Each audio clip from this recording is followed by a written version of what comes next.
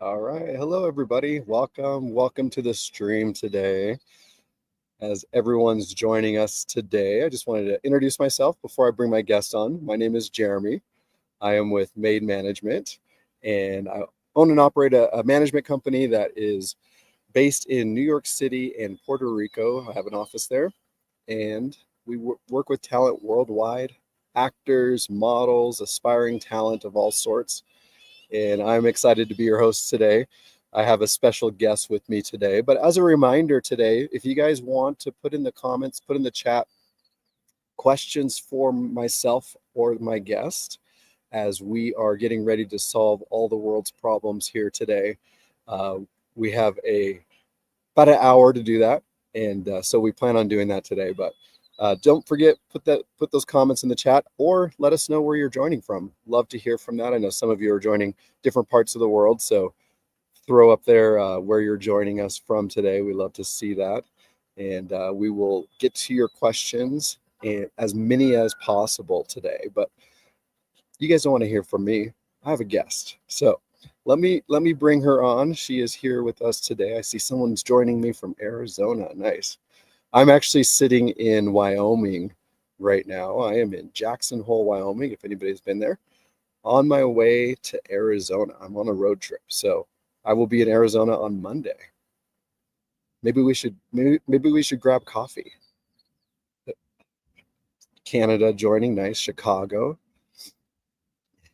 Welcome. All right, questions are coming in. Let me bring my guest on, and then we'll get started here. So there she is. Hello, hello, Hey, welcome. Good thank you. morning. Good morning. Good Hello. morning. So Portia, thank you for joining us today. Sure. I want to get started here. If you don't mind, let's first introduce yourself to everyone, so that way they know who you are, Sure. and give us a brief background on maybe your experience within the industry. Sure. Hi there. Good morning. I'm Portia Scott, and I run the voiceover department at Coast to Coast Talent Group in Los Angeles, California. I've been a voiceover agent for, I think it's 28 years this year. So I've been in the game for a little bit, know some things. And, the industry is always in flux. It's a fluxy time in the industry right now. We've come through some things. Obviously, we've come through the pandemic. We've had two strikes. Or rather, excuse me, three strikes.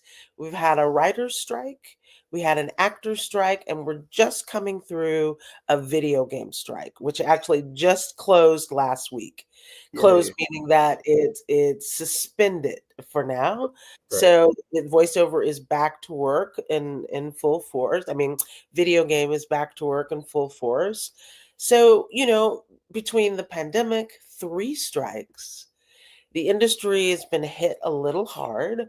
The theatrical strike really affected my work. I'll just bring it back to home here because I do a lot of animation. So my areas of specialty are animation, TV, feature, video game commercials, dubbing, and ADR. That's where we do most of our business in those areas.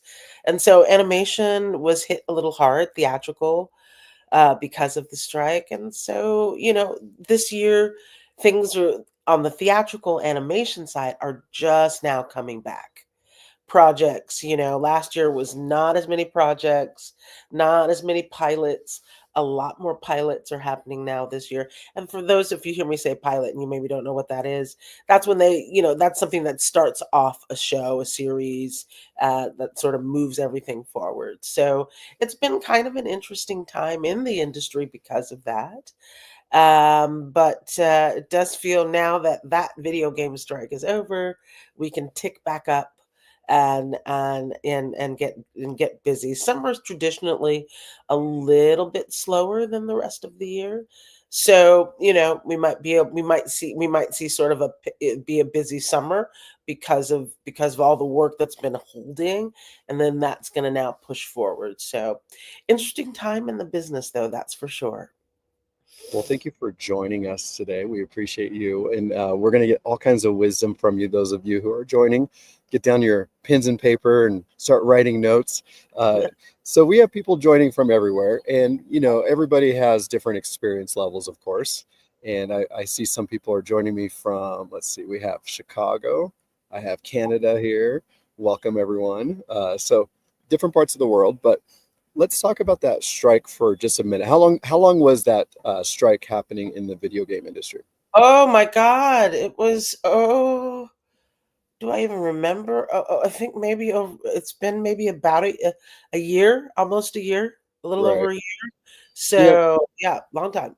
the funny thing is that there's not that as much publicity about it. I mean, I knew that it was happening, I knew it was going on, but when the actors had a strike, that was like a major deal, right?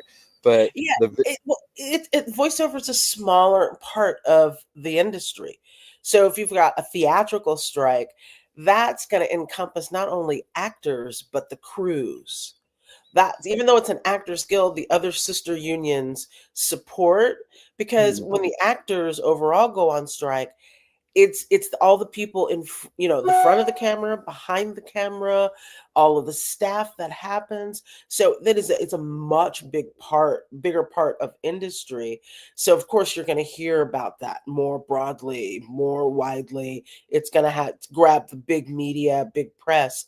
Voiceover is a smaller part of our industry, so it's not going to get that much that much press. So maybe if you hadn't heard about it or didn't know, that's likely why you hadn't. But it's yeah, it's and and it's in voiceover, as you know, we have multiple areas of work. So there's some people who don't even do video games. Do you know Right, what I mean, in their career? So it's a big part of the voiceover industry, but voiceover is a smaller portion of the overall arc of the industry. right. Very Yeah. good. Now, video game, obviously, that side of things has grown quite a bit over the years because 20 years ago, 25 years ago, they didn't really even use voice over much in video games, and now obviously it's used widely. Uh, Yeah, I mean, video game makes the revenue in the video game field makes it generates more money, not necessarily for the actors, but overall the gaming industry is probably the biggest part of the industry of anything in terms of revenue. Do you know right, what I mean? Yeah. absolutely. Hmm. So you specialize in the voiceover area. That's Is right. that something that you grew up as a kid and you're like, I want to be a voiceover representative? Not at all. No, no, no, no. My background before I became an agent, I was an actor. So I went to school for acting. I went to NYU for graduate, for theater, for performance. So really half my life I was an actor, and the other half now I've been this agent. And so it's kind of a nice meeting of the two worlds, because it really my acting background really serves me well in what I do now. Mm, So it was sort of a natural progression. Do you know what I mean? But right. voiceover really just kind of fell in. I had an opportunity. I was working in another part of industry, acting, and I just had an opportunity to go, like, in 1998, I had an opportunity to go and temp for just like a week at a talent agency. And I was really just sort of in between gigs. And I took the temping gig. On a Monday, Friday, they offered me the job. And Wow. that was 28 years ago. Do you different agency, but nonetheless, that's really how my career as an agent began, and Wow. voiceover. And really, when I stepped into it, I really didn't know the field. And then I had the opportunity back in the day. You see, the actors used to come into the agency, and we would audition them in the agency, and so we used to be able to sort of get in the booth, help to direct their auditions and things like that. And that's the part of the job I was like, oh, this is fun. I love this part. We Right. don't do that part anymore, so I've sort of Right. download into auditions and things like that now. But that's really how I kind of became a voiceover agent. Okay. Very good. I love it. I talk to people from, all different parts of this industry weekly, and it's I love hearing the backstories and where people started and how they got into the industry. And yeah, a lot of people actually started off as aspiring actors, Yeah. and then transition. I mean, that happens everywhere though. Like even, with movie directors and producers and writers, they start off as actors and they decide they want to be, behind the other side of the camera or work, different parts of the industry. So you find that a lot in this business. Yeah. Well, let's talk about voiceover a little bit. If somebody is interested in getting started in voiceover, what would be maybe a couple of things that they should start working on? Like, say they're brand new, so they're watching the stream today, and they're like, "That would be so fun to be a voiceover actor for a video game. I think I could do that." What would you recommend? Something that maybe they could work on even like this week. First things at first, voiceover is voice acting. So, first thing I'm going to say is make sure you have your acting skills in order. Forget getting on behind the mic, forget all of that. First thing I'd say, go make sure if you've not taken an acting class before, take a basic acting class. If you have taken some acting classes and you come with a little bit of that behind you, I say now take an improv class. Make sure you're doing some improv.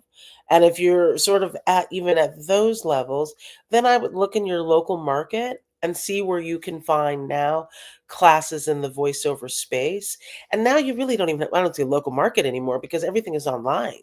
So I would say find some acting classes, some voiceover classes in the Los Angeles area Okay. and find something online, connect in, try and find your group, you know what I mean? Your group of Correct. people and connect in.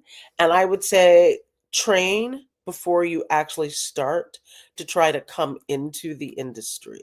So I would say that would be the first thing I'd say is acting classes, voiceover classes, build your network, and then pick an area of voiceover you want to focus. Don't go right to if you're starting out, don't go right to animation. You have some skills to learn before you get into that. It's highly competitive and challenging. Think about commercial voiceover. Think about commercials, taking a class in commercial voiceover, building your network and things like that.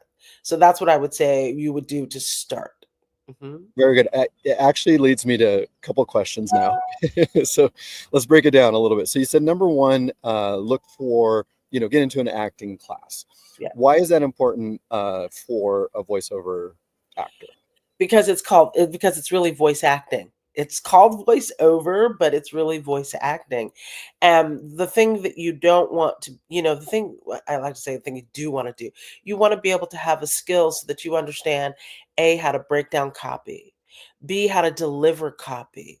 And just reading the words on the page for the copy, that won't be enough to compete.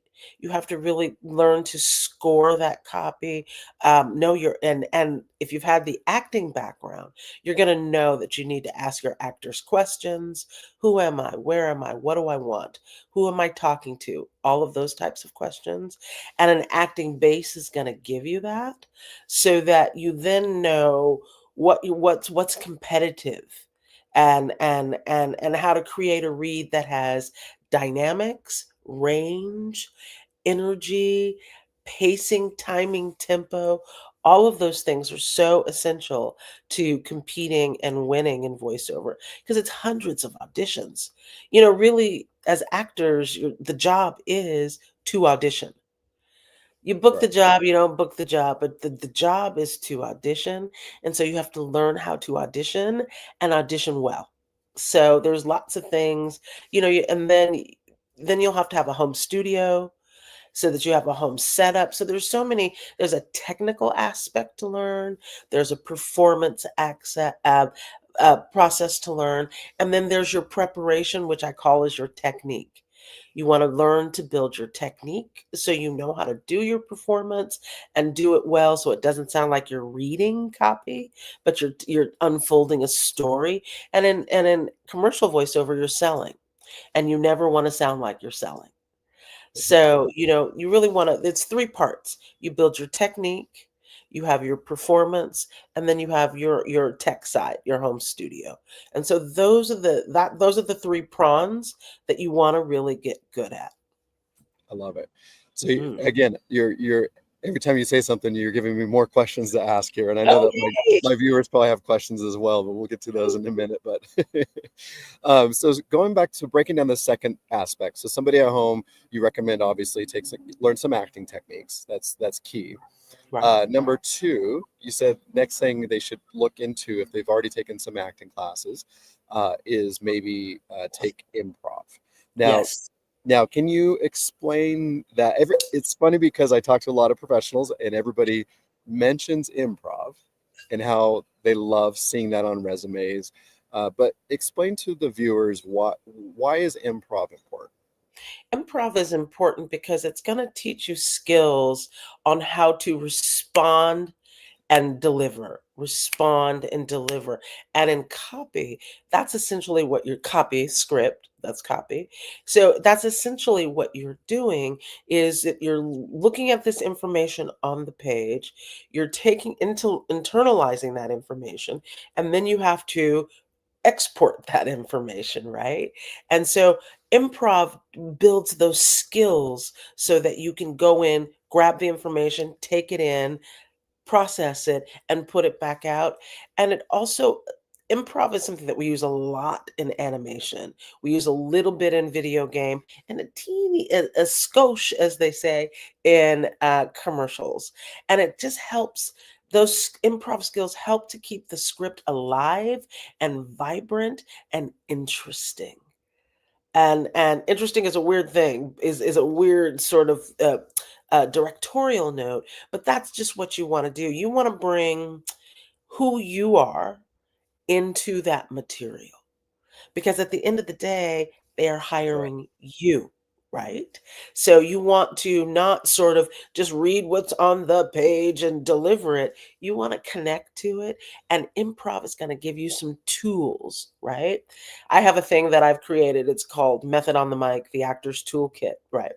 And so I always say, go to your toolkit, open it up, pull out the things in there that you need. Those are little gems, and the improv training will help give you those tools for performance.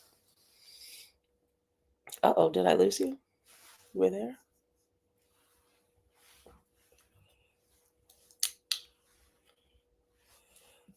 Let's see. I think I'm There you still go. there we go. There we go. You're Did I back. lose you? Was it me or was it you? I think our stream stopped for a minute. Ah, there we go. Okay. I'm not sure. I think we both disappeared for a minute.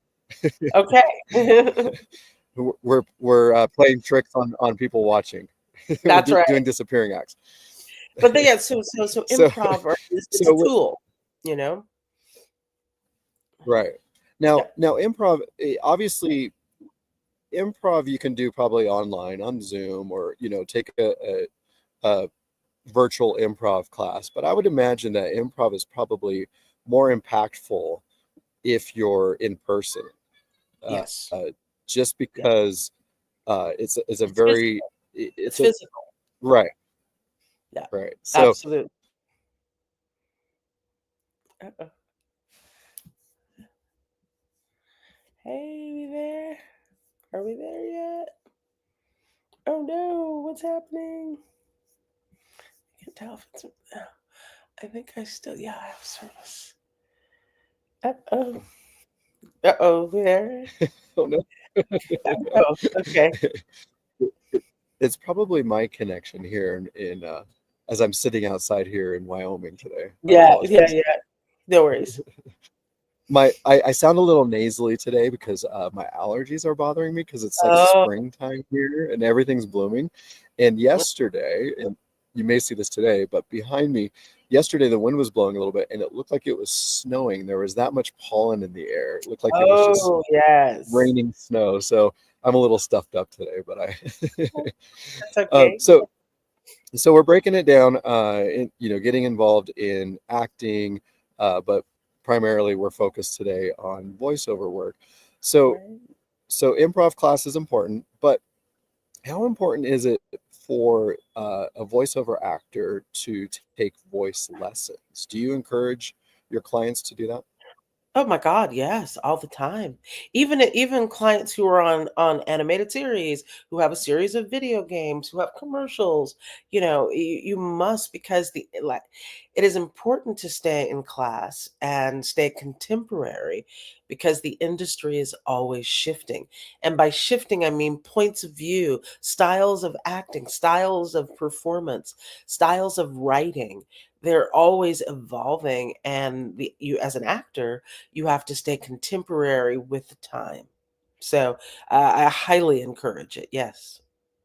Now, I think voice acting obviously is a skill in itself. And I think a lot of people think that they have to learn different, uh, different voices, right? Like, I think they're primarily, they think about, when you think of voiceover, you think about animation mostly, right?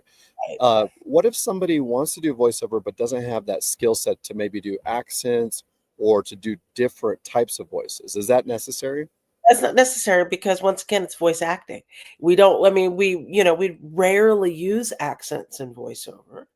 And we don't, once upon a time in the industry, animation was done, performed with much more performative, much more with like changing your voice and doing a silly little voice like that. And that became, part of the industry, but it's really not like that so much anymore. It's really about the acting. And so me flattening out my voice like I just did, how do I do that in my performance without manipulating the voice? So, and not to say that some manipulation doesn't happen a little bit, but by and large, it's animation has become more live action now. And meaning that it's performance, it's performed much more in real voices, sort of kind of like how I'm talking and kind of how we're talking. It's got a heighten to it because it is animation. It does have to happen, but not the little voices and accents and things, not widely used. Okay, Mhm, good to mhm. know. Because my accents are horrible. So I was Yeah, it's rare. Unless there are people who have natural accents. And right. sometimes, you know what I mean? Sometimes that does come into play. If they Let, can, like, speak in their accent and remove it and still and add it when they want, then it becomes an asset. let's talk about accents a little bit. Like you said, some people have natural accents. There might be people joining me from, different parts of the world, like Australia or the UK, Right. or if they do have an accent, but they want to, get into the industry, do you recommend that they learn how to do like the American accent? Is that something that? If they have if you live in another country and you want to work in the US market, then yeah, you're going to want to try to reduce your accent, um, so that you can have more opportunity, and add your accent so that you then become it sort of becomes an asset for you, that you can, subtract and add the accent when needed and when not needed. But if you speak with an accent now, I always say try to work in your local market, and then if you want to come, work in the US market, then you have to make some adjustments, sure. Right. And being able to transition without them hearing that accent, obviously that's the key, right? So Right. Absolutely. That is the so key. but the problem with the US, people say US accent. The problem with the US is there's so many different accents. Well, we call it a standard American accent. And Got a it. standard American accent is, I can't really tell exactly where you're from. I know you're American, but I can't tell if you're from the East Coast, West Coast, Midwest, or the South. Right. So that's what, when we think about it, when we say American, it's sort of a standard American accent. Mhm. Got it. Yeah, because obviously some of the southern accents are pretty strong. I was in Florida once. I was driving Alligator Alley. I don't know Oh, where well, say no have you more. Say less. Say less. you know the movie Waterboy with Adam Sandler? Yes, yes, yes, yes. And there was the in it, that movie was based in the south of the US, and there was a guy there that was one of the team, helping the team, and every time he talked, you could never understand what he said, like this real strong, like Creole, I think is what they call it, accent. And I was driving Alligator Alley, and there's alligators everywhere. I promise you. Right. Well, it's I it's was it's driving, appropriately named, I suppose. yeah, I was driving from Naples, Florida, to Miami, Florida. So from west coast to east coast of Florida. And once you get on Alligator Alley, I probably saw, I would say, several hundred alligators, right? And then they're on the side of the road, and they're in the little ponds and the waterways. Well, I had stopped to take pictures of one, and this guy Sure. pulled up behind me, and he had this thick Creole like accent. He looked like he was a local. I lived in the area, and he said something to me, and I just like smiled because I It's didn't like he's speaking understand. a foreign language, right? Exactly. Well, I know that we're talking about voiceover, but all of this applies, across the industry. Obviously, accents are important for actors who want to perform, on stage and theater, in front of the camera. Even for models, accents are important. I models think, oh well, this doesn't really apply to me today. I'm just interested in being a model. But the thing about with models is that there's a lot of opportunity if you learn, how to be in front of the camera. You can Right. learn good skills sets in that area.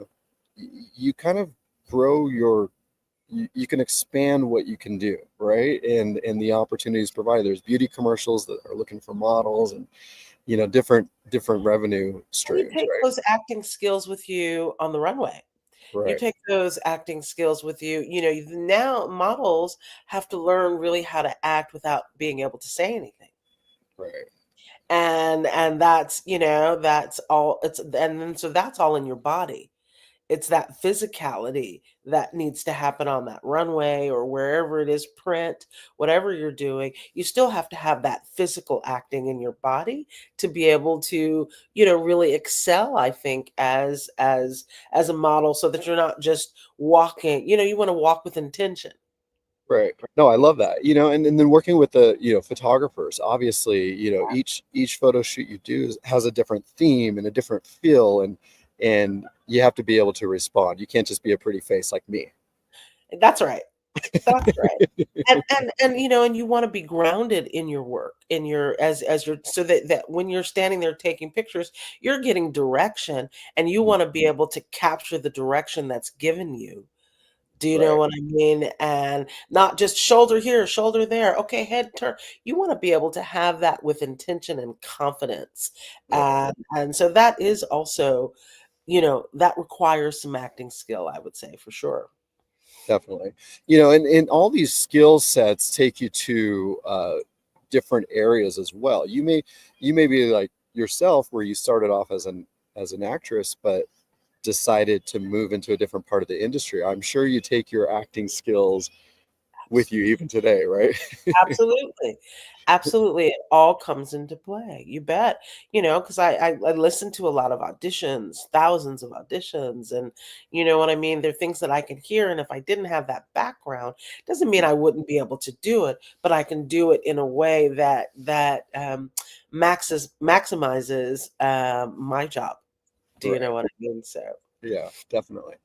Now you talked about on the last part you said, getting a studio set up. Now, mm, explain to us a little bit what that looks like. If so I've taken some acting classes. I'm interested in voiceover. I really want to get involved. I've taken an improv class. I'm getting my feet wet in that area. But now you said the next step would be to get like a home studio. Is that yeah, and a home studio, I actually have a lot of tech guys that I send people to, so it's not something that can give you like, chapter and verse okay? information. But what I can say is that, yeah, you wanna get a basic studio set up, so if that's in you're not gonna run and buy a booth to put in your house just yet, right? So you wanna find a place, a closet, somewhere quiet. I mean, closet's good because 'cause it's got a lot of clothes. There is some equipment to get. You obviously need your computer. There's an interface that connects the recording software and the computer in a way so that it sounds a little more professional. You wanna try and get the best mic you can afford. Don't get the Don't go buy the top of the mic. The best mic in the business. Don't buy that just yet. But get a microphone that's good quality and affordable, and get your space set up and your equipment. Don't record in GarageBand or your computer software. Really download a dedicated recording software program, an interface, a good microphone, and a treated space. Those are the basics of what you need to set up a home studio. Seek advice. Don't just run to your local. Here in the US, we have Guitar Center. Guitar Center is good to go in and buy equipment. Do not go in and get advice for voiceover there, because they don't. You got to get with the folks who work in the business. Right. So yeah, definitely seek advice to be able to get seek advice to be able to set up your home studio. Right. Yeah. So having a good location obviously is important. And you said like in a closet, and the reason the closet is because of the muffled sound, right? The muted sound with all the clothes hanging or something It's like that. dense. So I'm sitting in my closet in the dark for my hour-long voiceover session. Is that what you're telling me? Well, hopefully it's not in the dark, because Yeah. then, but yeah, I mean, essentially that's kind of how it goes. You Right. go in, you record your auditions there. You're probably not going to if you book, you're probably not going to do the job, but that is the goal, is to Right. have a home studio that's good enough that, especially if you're going to try to work in the US market, that because we're all over the world now, right? So you want to, you may not be able to go to a studio if you're in a part of the world where the studios are closed at that time of day, right? So the key is to be able to get your home studio set up so that it's broadcast ready. And Got that it. means that you can audition the job and book the job from your home studio. That's the goal. So a good enough computer, right? So, which I'm sure nowadays, if you went to Best Buy or electronics store and got a computer, that would work. And then obviously you said a good quality mic. You don't want an inexpensive mic, but you also don't need to buy a $3,000 mic. Not to start. No, that is Right. correct. And You know, then you and good software is what you're saying too to Yeah, record software is essential. You can And the running software on your computer that you get won't be competitive enough. You do the have to download, standards. like some actors record in Adobe Audition. That's a really good, recording software. And then Okay. the interface and so on and so forth. And then there's like Source Connect, and Source Connect is the grand dame. That's what you need to be once you're ready once you're ready to work the job from your home studio. Sources like I don't is required. Like I have clients all around the world. Mhm. I have clients in London. I have like all around.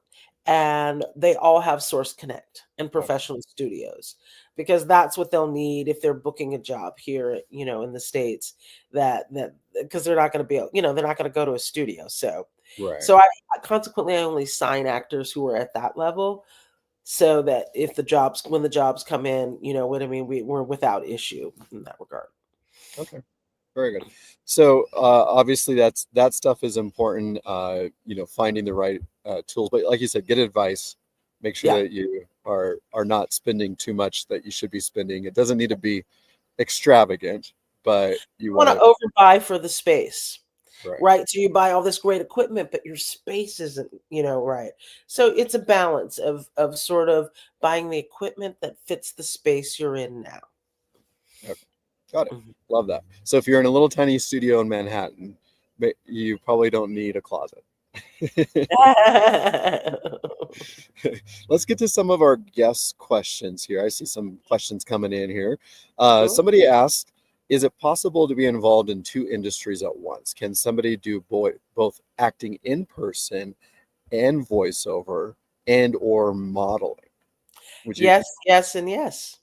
I Okay. have lots of actors who do voiceover, who are also what we call on-camera actors. They do commercials, they do films, they do television, they do stage. Absolutely.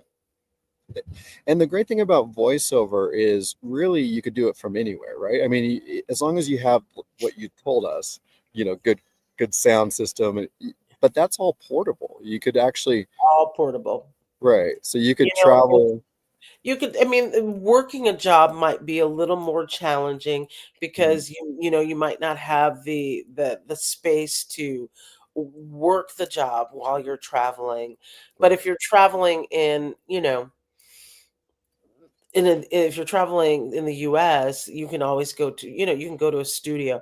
And the reason why I say US, or even maybe even Canada or Mexico, just because the time Mhm. zones really kind of dictate that. But yeah, if you're auditioning, you can go. I have clients who are like, okay, well, I'm going to Europe for 3 weeks, but I'm taking my travel rig with me. Okay. So that Cool. means that they can continue to do auditions. Right. They said, and if I book, I've got access to this studio, that studio.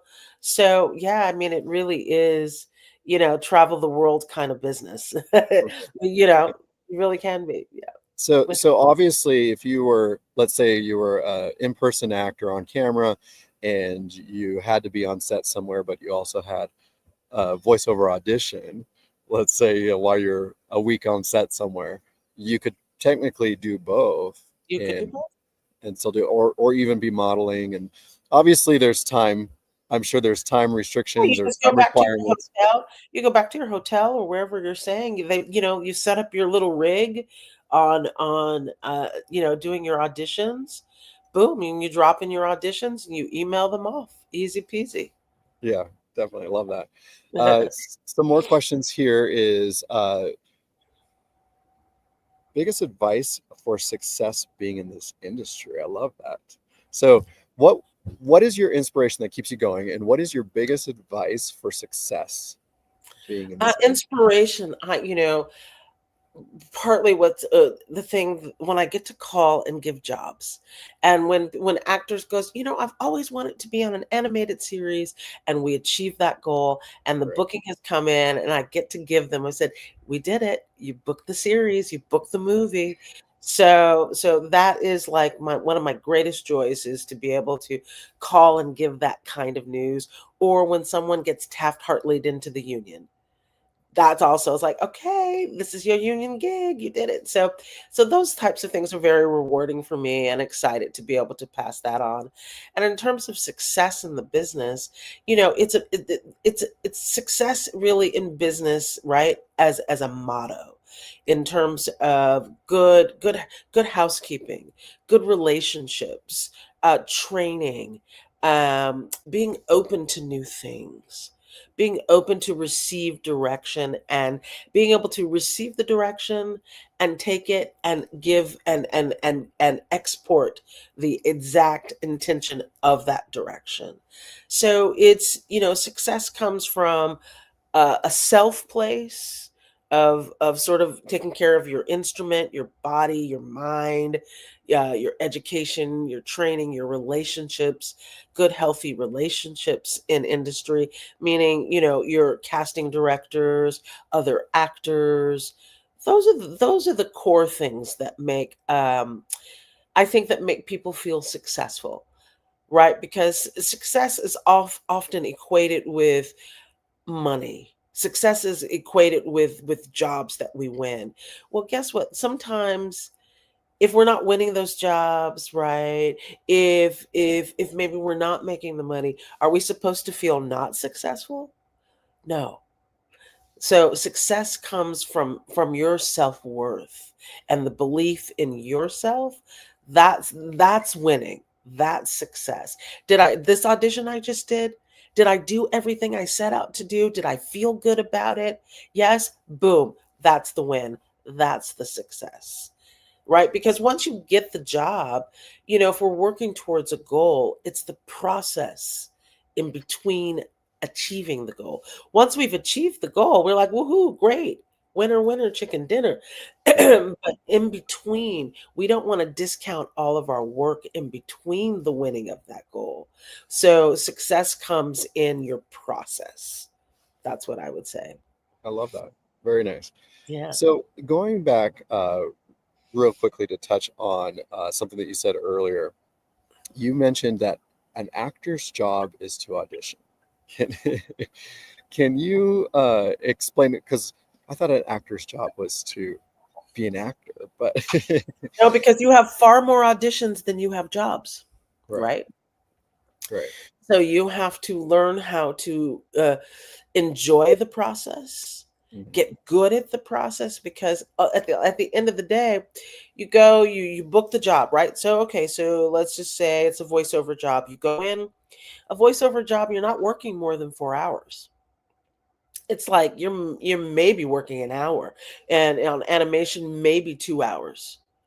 If it's sort of a big arc episode, maybe 3 hours, but you're really not working that long.